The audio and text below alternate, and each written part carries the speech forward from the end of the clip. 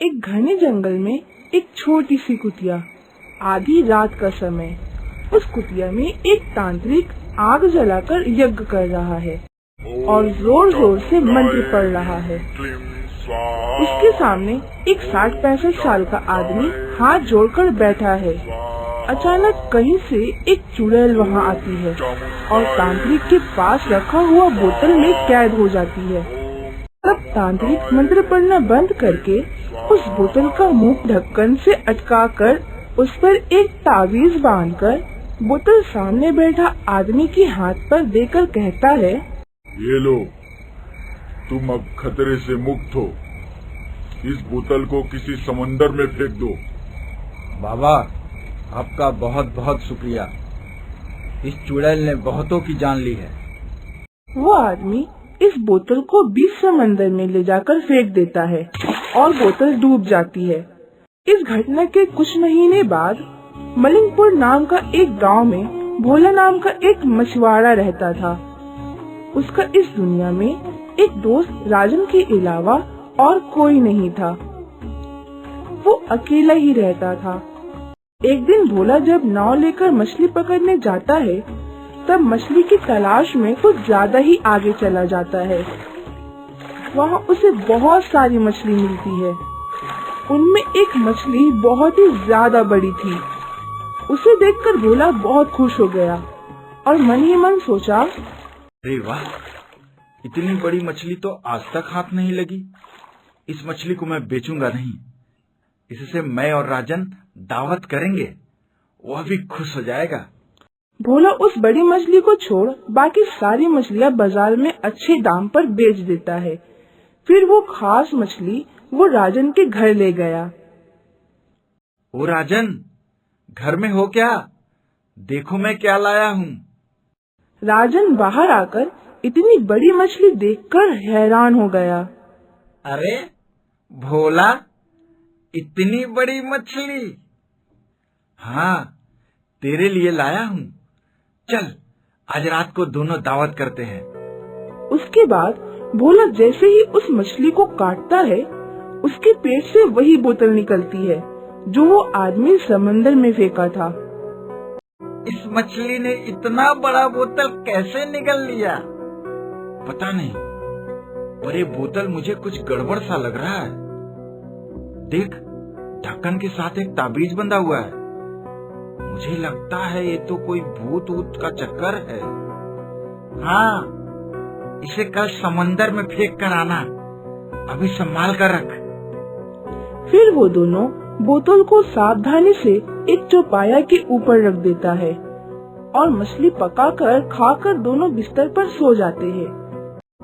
नींद में भोला का हाथ बिस्तर के पास चौपाया के ऊपर रखा उस बोतल में लग जाता है और कांच का बोतल नीचे गिरकर टूट जाता है।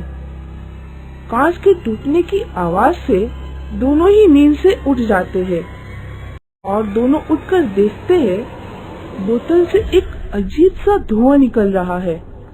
ये देखकर दोनों बहुत डर गए। तभी एक चुड़ैल उनके सामने आ गई और उसे देखकर भोला ने कहा, ये कौन है? चुड़ैल लगता है, बचाओ कोई हमें। रुक जाओ, डरो मत, मैं तुम दोनों को कुछ नहीं करूंगी।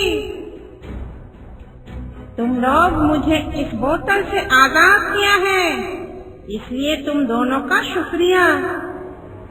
इतने दिनों तक मैं बदले की आग में जलती रही, अब मैं अपना बदला लूंगी। कौन हो तुम? और बदला? किस बात का बदला लोगी तुम? मेरा नाम गीना था।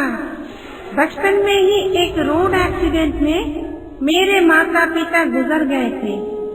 तब मेरे एक चाचा ने मुझे पाल पोस कर बड़ा किया था।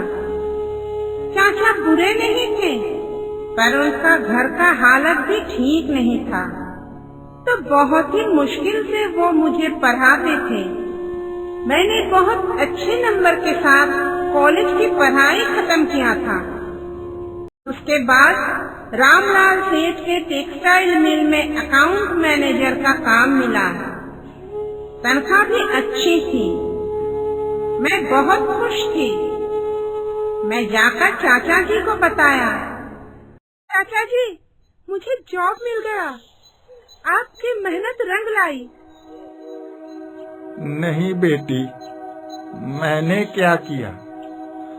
जो किया तुमने ही किया मेरी बच्ची। बोल, तेरी मेहनत रंग लाई। आज मैं बहुत खुश हूँ। देवी को पूजा चढ़ाऊंगा। मैं सोची कि मेरे दुख के दिन बीत गए, आगे बस सुख और सुख। पर मुझे क्या पता था कि जिस नौकरी के कारण मैं इतना खुश थी, वही मेरी जान ले लेगा। क्या हुआ था? एक दिन छुट्टी के समय सबका छुट्टी हो गया था। मेरा थोड़ा सा काम बाकी था, इसलिए मैं और थोड़ी देर रुक के काम खत्म कर रही थी। तभी एकदम से कुछ टूटने की आवाज आई। इस समय कौन है? सब तो चले गए। तब मैं उठकर देखने गई कि कहाँ से आवाज आई, तो मैंने देखा कि गोडाउन का दरवाजा हल्का सा खुला हुआ है।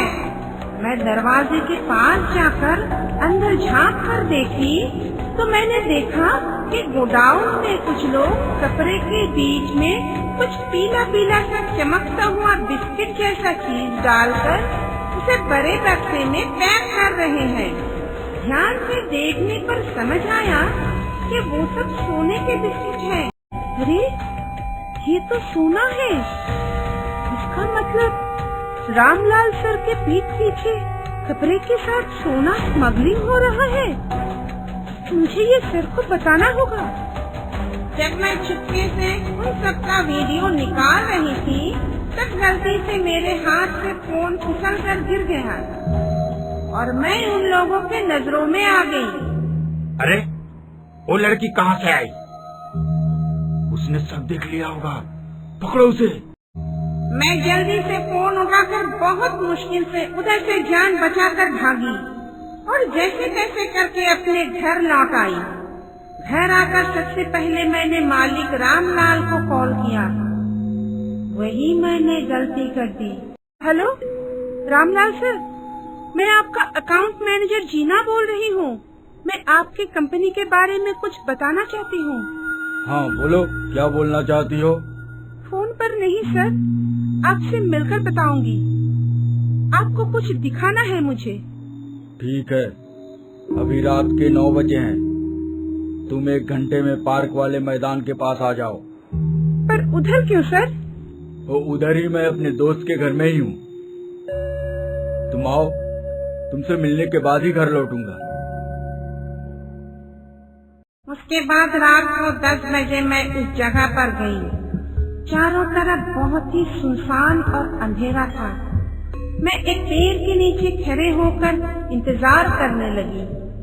तभी एक कार उधर आकर रुका। अंदर से रामलाल निकले। मैं उसके पास जाकर बोली, सर, आपके लोग आपके पीठ पीछे सोना स्मगलिंग कर रहे हैं। आज मैं गोडाउन में देखी कि कपड़े के बॉक्स के अंदर गोल्ड छुपा कर ले जा रहा है। ये सब क्या बोल रही हो तुम? तुम्हारे पास इस बात की कोई सबूत है? मैंने खुद देखी है सर, और उन लोगों को देखूंगी तो पहचान जाऊंगी। और ये रहा सबूत। अब मैं वो रिकॉर्ड किया हुआ वीडियो रामलाल को दिखाई। तुम ये प्रूफ किसी को दिखाई तो नहीं हो?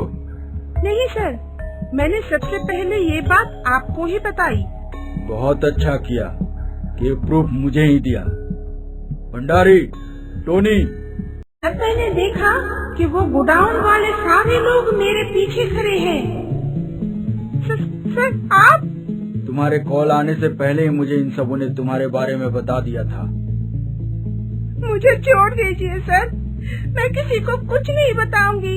यहाँ से बहुत दूर चली जाऊंगी। मुझे छोड़ दीजिए सर। तुम अब बहुत कुछ जान चुकी हो, इसलिए तुम्हें बहुत दूर ही मैं भेज रहा हूँ।